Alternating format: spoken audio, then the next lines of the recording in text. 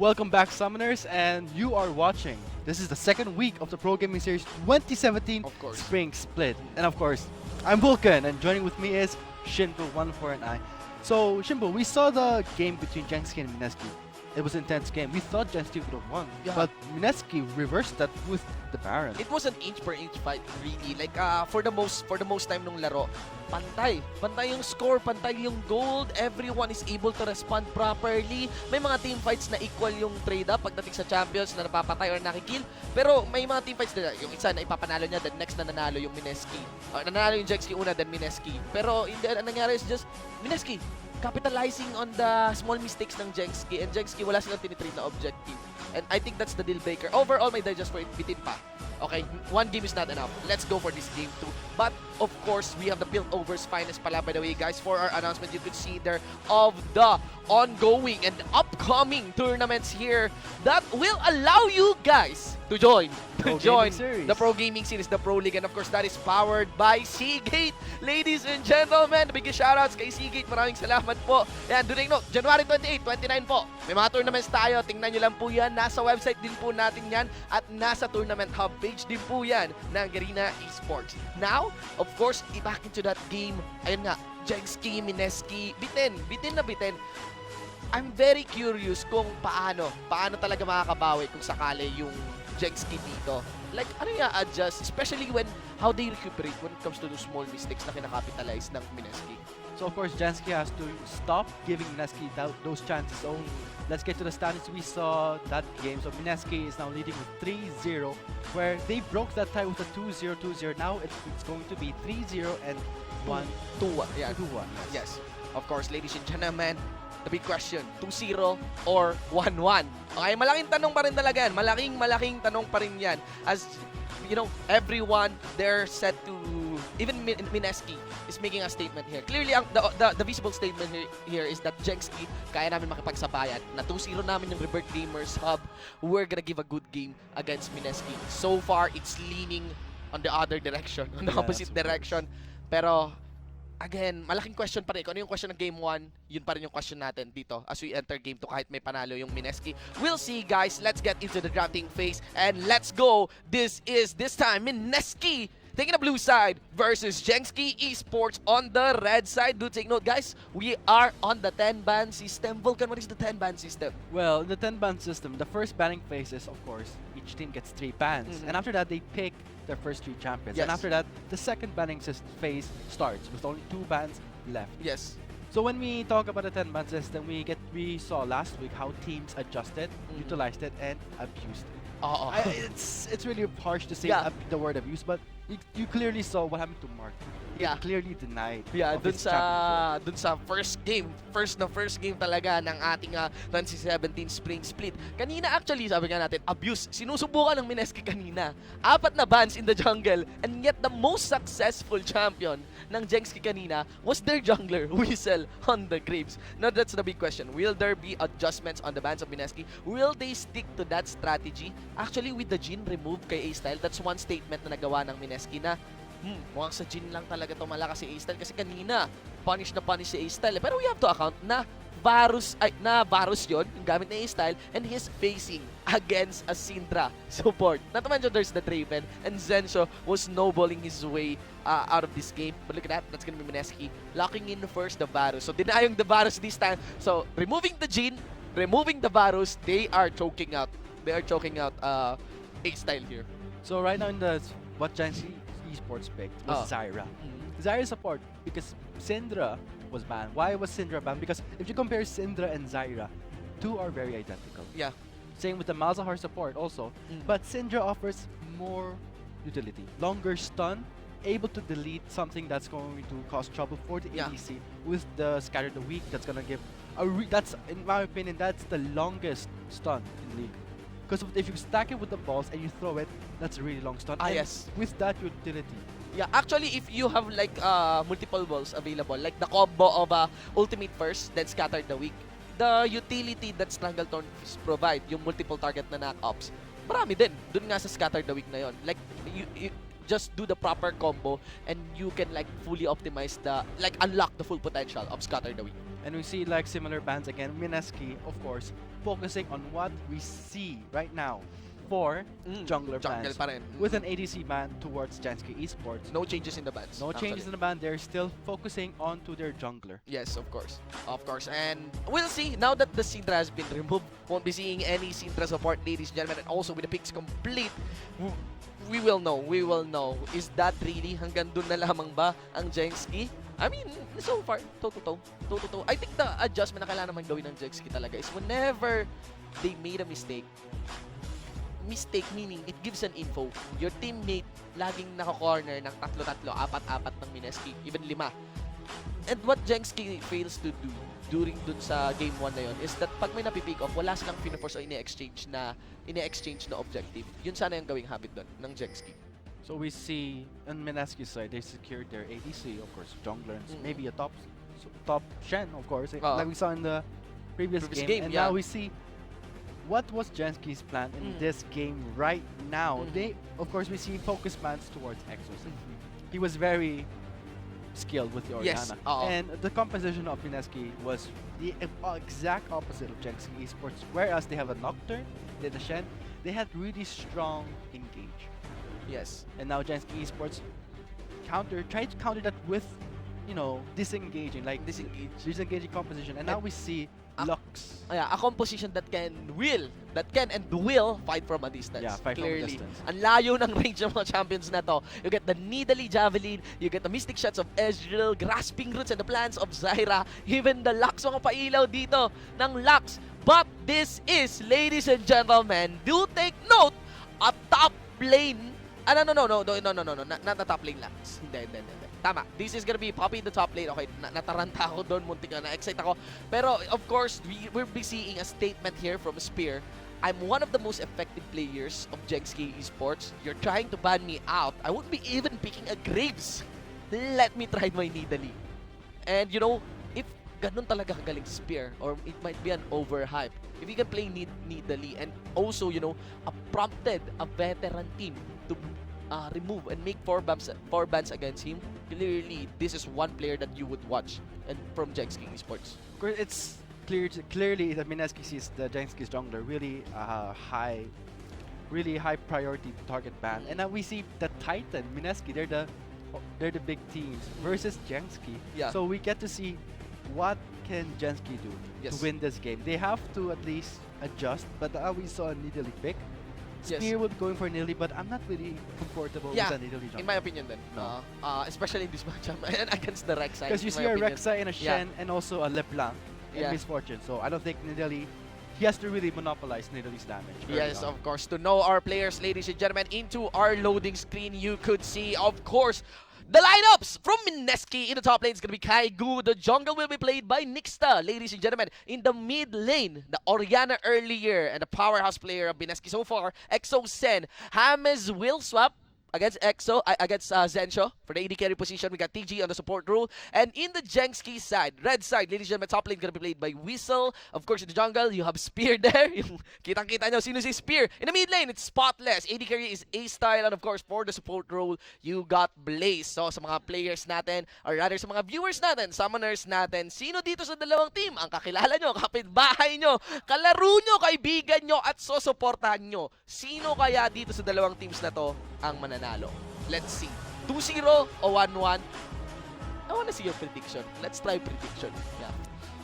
I still feel like the reason when JSK Esports picked Nidalee, MSK will try to drag the game longer. So my bet would be on MSK. Yes, I mean, stat-wise, number-wise, I'm thinking as well that this is on MSK's game, especially with the composition. But here we go, guys. Welcome to the Summoner's Rift. This is Game 2 of the first match for the first day ng ikalawang linggo ng Pro Gaming Series 2017 Spring Split played between MSK versus JSK Esports. Live from gaming.youtube.com/pagegreena/live. Log in your Gmail accounts. Please do interact with us. Tell us your insights, of course, and also be sure to watch out for the search and win promo code. I-ready nyo na yung tab nyo, okay? Kung ako sa inyo, huwag nyo i-type doon sa browser nyo mismo na pinapanooran nyo yung code na lalabas sa search and win. Mag-open kayo ng tab sa tabi mismo para instant, mas madali nyo ma-type. Ladies and gentlemen. So, let's head into the game. Matchups. Vulcan dito. Siguro anong lane yung pinaka nakaka-entice para sa'yo? For me, You're very interested.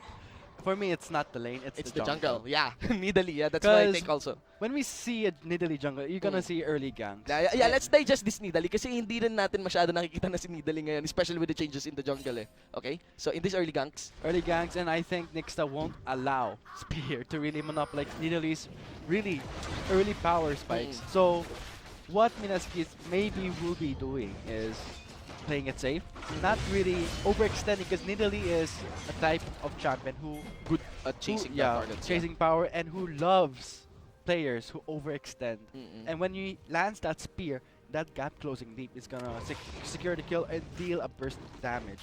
Yes, and you could see as well that the bottom duo dito ng Mineskis, like putting the good use of the side brushes. Right now, for the conditions of our jungle, it's intuitive start. Interestingly, yung start nila is diagonal. So there's like a higher chance that they won't meet in a certain lane, except it is maybe in the mid lane. But of course, that will allow Spear to gank. Right now, things are looking awkward actually in the bottom. It looks really bad for A-Style. He has to get away from that. And that There we arrow go. will secure the first blood of the game. I guess A-Style thought that it won't reach me. So it's that false sense of security that they're making that mistake. Yeah, and it's a level 2 advantage there by Mineski. Yung positioning ni A-Style mismo yun na nakadikit sa pader as an ADC, especially as an Ezreal, it limits the space that you can move, and that's already a bad position. Spear was spotted by Mineski, and Exhaust will be burned onto Spear. He will try to get away over that wall, flashes over it instead. Will he survive the blast cone? Will secure his escape route. Man, that was that was careless of Genski. Yeah, this is very scary. Jansky would need to like easy lang. They have to take it Kailangan easy. mag-ingat, yeah.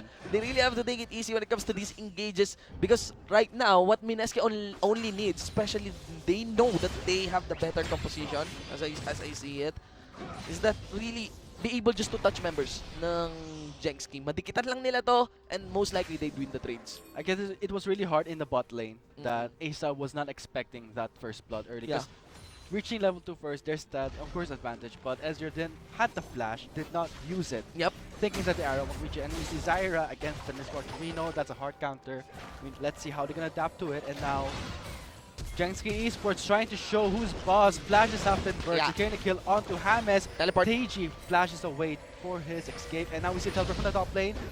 But that's not going to be really nice for A-Star. He has been outcasted by his support play. So we see now trying to pick off TG, but he won't really cut to it because, of course, that's 3 members onto his target. Yeah, that's a bad decision by Yeah. A-Style to go for the tri-brush. Yes.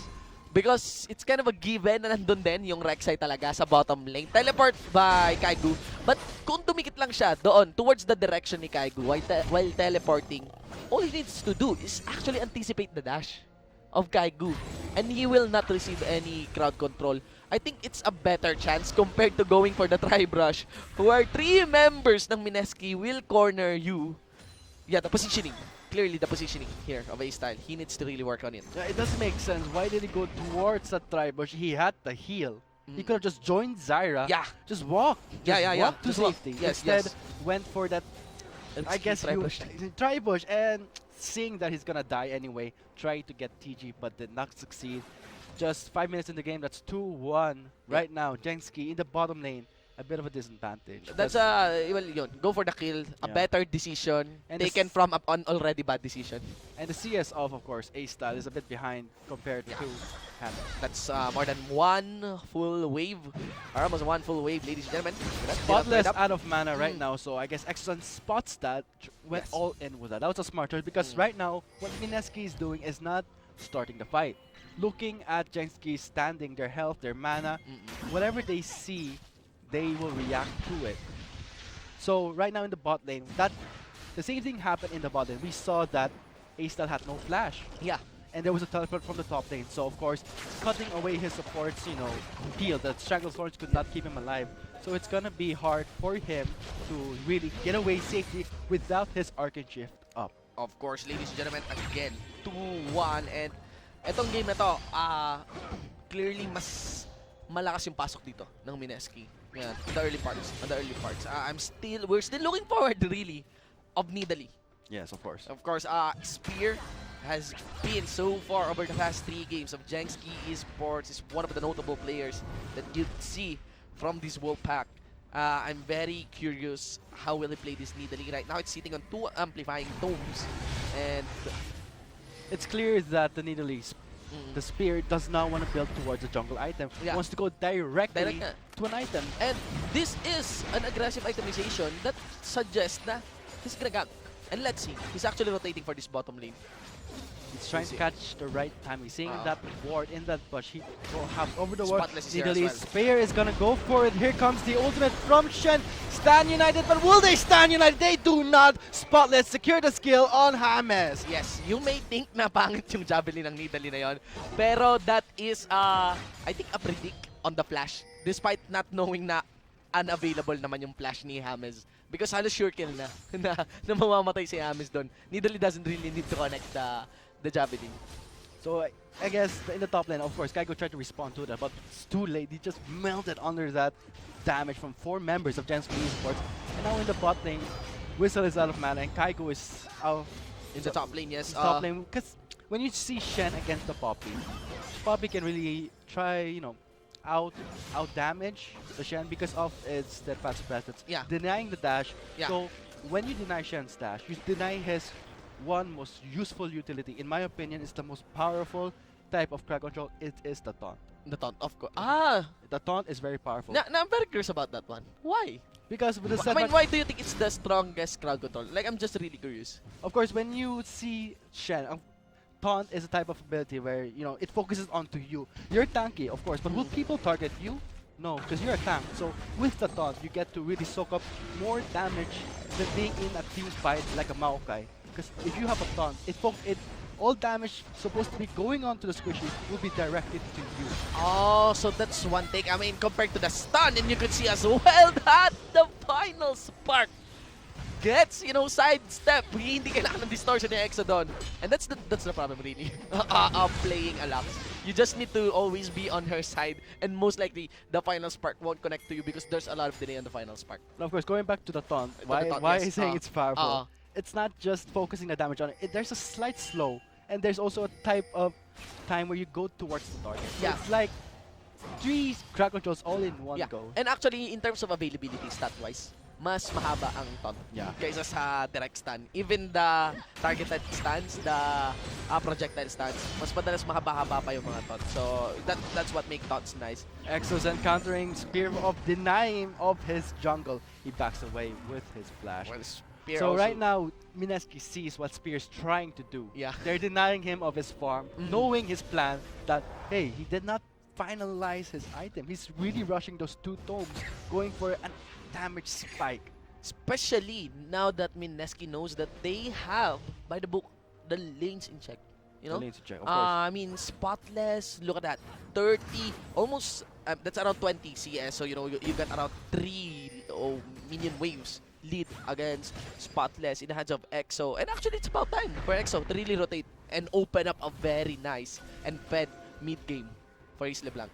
What's Whistle job in this team fight, if ever it happens, is to deny Kaigo from going in, taunting as much as members as they can, because with the steadfast presence, it will deny the dash, and therefore denying his crowd control ability. Because the reason why Shen is picked right now, because we see that in the bottom lane, they're gonna go for A style. He has that Natuwa ka ba escape. dun sa animation? Yeah, the The recall dragon. animation, the dragon niya. I just realized, nga pala may dragon nga pala. Anyway, continue. Why is there a dragon? Dragon nga. So A style has an escape, so it also denies their escape or any type of blink shifting ability, or his arcane shift is his only escape tool. So whereas Zyra is a bit more vulnerable to Shen's dash. Yeah. And, my take for this is actually JSK may not really want to keep on chasing champions in this early game skirmishes. Kasi hindi naman ganun yung design ng champion nila. They can just farm up, fight from a distance. They're much like a better siege comp, actually. The problem there is that kung hindi nila sasabay-sabayan din itong mga rotations nga ng MSK, and that's why we mentioned that MSK has the better composition in this one, is that basically, ang playstyle ng MSK dito would be to go in, then go out quick. And that's very much the capability of a LeBlanc. Look at that. Distortion, Insta-burst. It's Spear. Interestingly. Spear, of course, Nidalee, when you grab Nidalee, Nidalee can escape from LeBlanc's spine. Yeah. The distortion will burst it out, and that escape won't be enough. The leap, of course, LeBlanc was still closing the gap very quickly. Yeah. So right now, Spear is... MSK has their eye on Spear. Spear is the center of everything, because they know that the only way for JSK Esports to really make use of the early game is to rely on Spear's gang. And here comes in the mid lane, Spotless, out position. And now here comes from the top lane, Nixta trying to get Whistle down. But there's not going to be a team fight going on because JSK Esports is lacking their mid laner. Already lost their mid lane. Already lost their mid lane, and there was teleport by Whistle, but will it be enough to defend this turret? Whistle taking a lot of car control and ability power from the MSK Esports. And TG actually dancing with Spear here. Now it's a fight for vision, ladies and gentlemen, as Mindeski is taking the siege against the poke-oriented composition. Now, let's see kasi, objectives here, should ever there are picks to be done, or at least kahit health need gain here in the mid lane, they could take, any team could take the Cloud Drake. That's a bonus. So that's why things get heated up or heat up dun sa mid lane natin. But still, it's 6-2 really. This is a much gloomier game for JSK Esports compared to that game 1. And while we saw in the mid lane, Whistle got taunted by Kaigu. Kaigu responded quickly, and I guess Whistle did not really anticipate that taunt, therefore really taking a lot of damage. So JSK has to really time their ability. It was a counter pick by Whistle, but they have to at least time their ability where it's supposed to deny a certain champion of its own ability, like Shen's dash compared to Poppy's Jetpack's presence. Yes, and you could see as well there in the bottom lane how the bottom duo of JSK Esports are getting shooed away mula mismo sa kanilang minions. Exosen also making a rotation. He's going to the ball lane. It might go for a place, but sets his eyes onto Spear, and now Asta secures the kill on Hammett, and now the Exosen really shifting away around the lane, trying to pick up its target, and now will he give up? But he has that blue buff. He can go in again and again at any time. Dodges that spear. When you dodge that spear, you deny Nidalee's second follow-up, that dash. Yep, hindi lang yung Q damage ang nami-mitigate mo, pati yung follow-up mula dun sa pounce. It's not Dark Binding, it's Grasping Roots. And again, dun sa game na yun, it's just Exosen. Playing with 3 members. He's playing a LeBlanc, a champion designed to juke and dodge those skills. Denied of the spinal spark. Yeah. And now we see why Spawn is having a hard time in the mid lane because Exosen is so... It's confusing the target. It's about deceiving. Of course, that's LeBlanc's design, K. And now in the river with the bot side Spear responding towards the bot lane. Will target TG, but will he go down? Stand united. TG will have to survive, but will not survive. And Blaze gets the kill onto him. Nicely done by Blaze to flash in and really secure the kill because it would be a handful if the teleport, if the Stand United completes its way in the bottom lane. Of course, when you talk about Chen, it's a utility top. With the Stand United, you get the shield. After the shield, what do you get? A follow-up taunt. Like I said, taunt is a powerful ability. It redirects the damage. Of course, if it was fully channeled, TG would have left because of the taunt. In the mid lane. The mid lane, Exosen will be getting another kill. He is on a rampage and also securing the first turret of the game. KDA 402. This is Exosen's game. Clearly, right now, he's gonna be designed to really disrupt whatever is the siege line na bubuuin dito ng JSK. It's a shame that Blaze was really out positioned in that area. He tried to fight for Battle of the Vision, the wards, and now that will give Mineski the go signal for the first Drake of the game just 15 minutes in. This is what happened in the game 1. Lumalabas yung nagiging problema ng JSK that they are getting picked off one by one. At walang na-respond dito intuitively or properly ang JSK Esports. Now that's really a problem, ladies and gentlemen. Now, the link to our Search and Win promo code is on your screen. As I mentioned, sabi ko sa inyo, gumawa na kayo ng tab, gumawa na kayo ng ibang window para i-type yan. Paunahan po yan, ladies and gentlemen. And the first summoner to complete the task will take home a mystery gift. Kaigo checks the brush and sees that spear is onto him, and now Kaigo cannot escape with the step by friend. See, he delayed the dash, knowing that Poppy had the presence and on, and now Spear will be taking lots of damage from Exo since he spawns from the mid lane. He will be going for Whistle. The bind completes it. He flashed towards Spotless instead. Oh wait, Childs to Spear. Yeah. He instead focusing on to Spear and really targeting him. Yeah, because Spear was already low. Here comes Exo. Oh my god.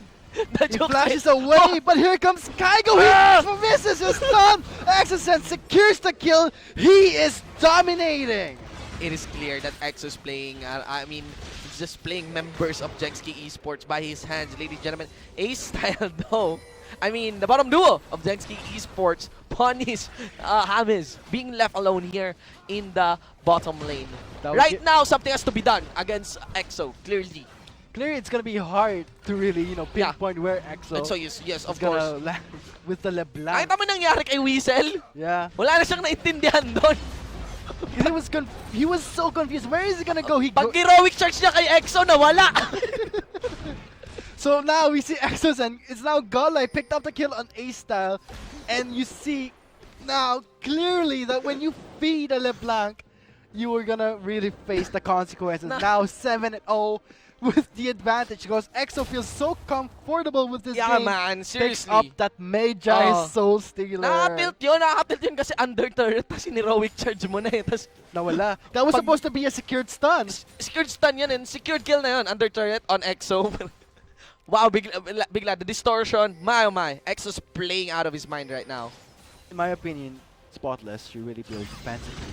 Like a Zonius or an Abyssal Scepter to at least survive the burst from LeBlanc, and Whistle thought that James was alone, but it's not alone. Kaiga responds and now flings away, getting TG safely. And now here comes TG to really catch it off guard, but it was TG being caught off guard by Spear. Here comes the taunt by Kaigo. Whistle soaking damage, but will he survive? Steadfast Festival will try to buy some time, but James flashes for the kill, and now Spear is the only one standing, but Spear falls under the turret. Now this is clearly MSK's momentum for this game because right now, in terms of execution, hindi na yung lucky strikes, hindi na yung lucky shots. Maybe the lucky one there is that the stun from the heroic charge. Feel ko ramdam yung stress ni Whistle dito na yung mga heroic charge niya hindi kumo-connect sa pader ngayon. Siguro yung sumpa na nanggaling sa LeBlanc ni Exo. Pero right now, in terms of execution, hindi na to lucky strikes ng MSK. Clearly, they know how to perform those team fights. They know how to execute it in a sense that they'll surely win. They'll surely win, even for a tower dive. Do you see the damage by Exo? Now going for A-Stun, but it's a bit overextended right now. Yep. Right, we could have saw Spear secure the kill, but will he secure the kill? He's in a bit of a pinch right now, getting away from next. LeBlanc might secure the kill. Yeah, it's gonna be surprising, Yep. and he does, stacking up the souls. Exo said, ladies and gentlemen, he is now legendary. 18-5 in our scoreboard, and that is a 10k gold lead here by MSK. Clearly, this is the statement complete. As MSK is set to take a victory in this game. Right now, what JSK needs is to really anticipate and get that shot on bounty against the members of MSK. This kind of, prolonged team fights, this doesn't work so well against JSK. Whistle, I don't know what Whistle's trying to do right now because he has to focus on really pinpointing the LeBlanc. Yeah. Stunning. The only way you can kill a LeBlanc is to really have a lockdown onto that target. And we see that there is no such thing as a lockdown from JSK except Spotless this bind. Yeah, ang daming, you'd really need to coordinate well in a sense na when one crowd control connected to Exo, hindi dapat yung mabablock ng iba pang members ng MSK. Because what can be done here is that marami naman sanang crowd control yung JSK dito. Pero look at that, you could see how this is a part where Exo got a little bit complacent, but what I want to emphasize here is the burst of Exo. Okay, he's able to delete Spotless there. I think that's only 2 skills required, plus with the proc passive or Sigil of Malice. And we still see Spotless building what? A Morelos instead of a defensive like Zonius to at least help his teammates in the later team fight, because if you delete, really instant delete the enemy mid, you're gonna lose the game. And now Mekusen focusing on two plays. We see it's pure damage, and now Spear wanting to secure, and now Exxon is just taunting Spear and gets another kill. That is going to be a fully stacked Magi's and Kanina pa actually. Oh, wow. That's painful. That's very painful for JSK. Kanina ba, definitely. Right now, again yun, going to the discussion that should you want to really shut down EXO, they can, like lucky shots, like connect one crowd control, pero projectile yun and by design projectile crowd control is countered by LeBlanc's mobility. So, ang kailangan mo talaga kay LeBlanc is point and click na crowd control, like Irelia Equilibrium Strike, something like that, or if I'm not mistaken, the Rise, Ruin Prison.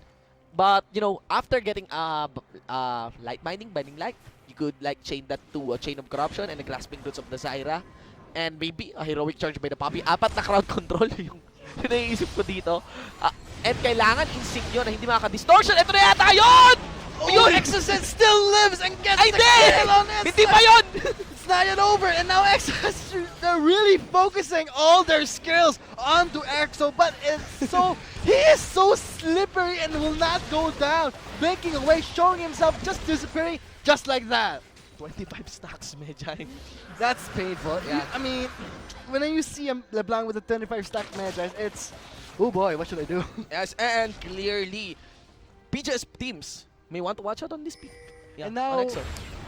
JSK Sports is really on their wits end, like, the black is so annoying. Why does he first me down so easy, like I'm a minion? Yeah, kasi guys, by design, ang pwedeng gawin ng JSK Sports dito, their win condition is to really group up, tower hug, then defend, wave clear, tas poke down members ng MSK. The problem is, when they stick together, ang dali i-disarray, guluhin yung position dito ng JSK. We see it again right now, Exosen refocusing first onto backline, yeah. Next, what's next? It might be Spear. Deliver Shen in the front line. And now Shen in the front line.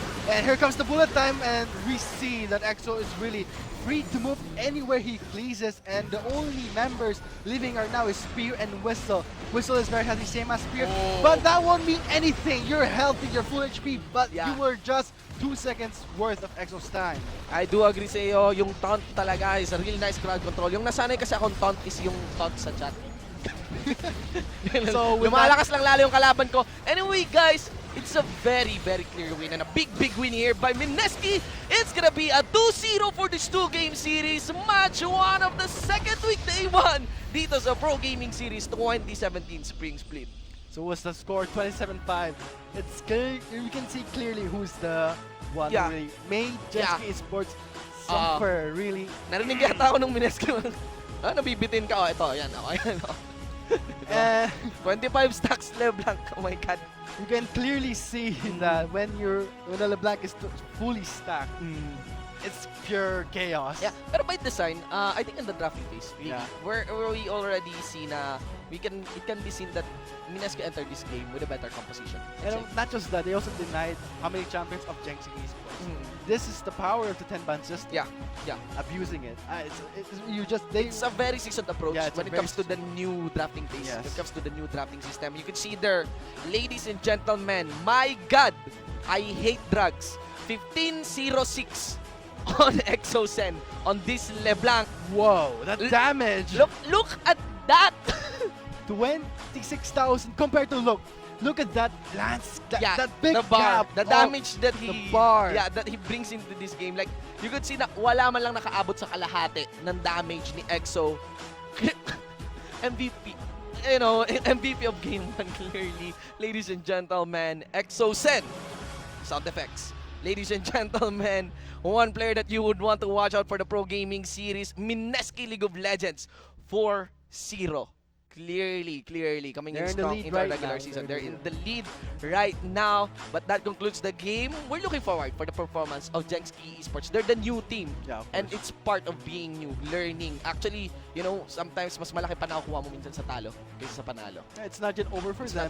They can still come back strong. And with that game settled, it's going to be, like you said, 2-0. That's 4-0 for MSK and 2-2 Yes. for JSK Esports. Match 1 concluded, ladies and gentlemen. Para sa match 2 natin, defending champions, Acclaim Emperor X versus Rebirth Gamers Hub. Sino kaya ang magwawagi? Kami po yung naging shoutcasters for this game. Ako po si Shinbu with the 149. Of course, with me is Vulcan. Ladies and gentlemen, this is the Pro Gaming Series 2017 Spring Split powered by Bacchus Energy Drink. Drive your energy. We're gonna see you guys on match 2.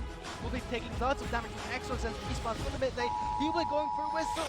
The bind completes and he flashed towards Spotless instead. Oh wait, Childs to steer. Yeah. He instead focusing on the steer and really targeting him.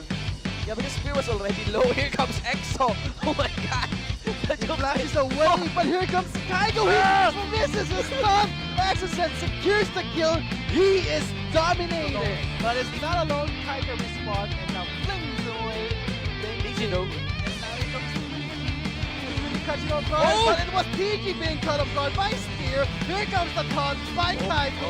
Whistle, some damage, but will he survive? Steadman versus him tries to buy some time, but Hammett flashes for the kill, and now Spear is the only one standing, but Spear falls under the turret. Focusing on the base, we see it's pure damage, and now Spear wants to secure, and now Exxon is just taunting Spear, and gets another kill. Yun! Exxon still lives and gets Ay, the hindi! kill on Hindi pa yun! It's not yet over, and now Exxon, they're really focusing all their skills onto Exxon. Whistle is very happy, same as Spear, but that won't be anything. You're helping the full team, but you were just 2 seconds worth of Exxon's time.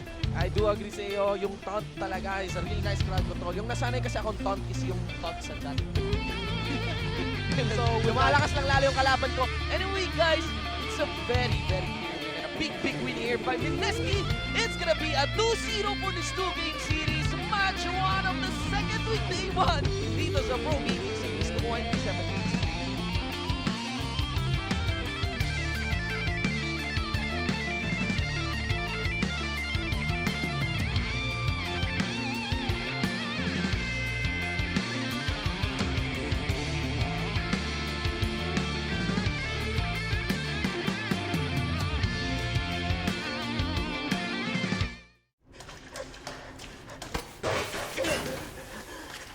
I told you this was a bad deal, man! Shut up and move!